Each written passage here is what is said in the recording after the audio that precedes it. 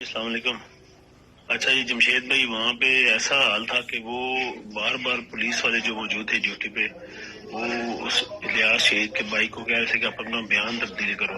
وہ کہ جی میرا بھائی ٹریفک حادثے میں ادھر مر گیا جی G10 والے ایریے میں، تب جا کے ہم آپ کا وہ جو ڈیڈ باڈی ہے وہ دیں گے۔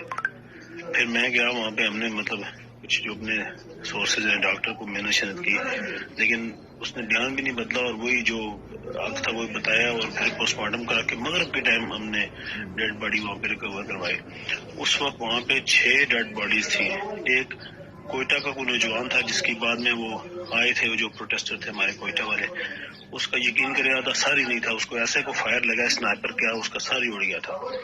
اور جو پمز کی ایمرجنسی ہے وہاں پہ 3 جو تھی لاشیں تھی، وہ جو کوٹلی ستیاں والے اور ابٹاباد والے، ان کی وہ جو سد خانہ ہے جہاں پہ مردہ خانہ جسے کہتے ہیں، وہاں پہ تقریباً 3-4 لاشیں ان کے علاوہ تھی جو وہاں پہ پڑی ہوئی تھی، اور زخمی بھی کافی تھے۔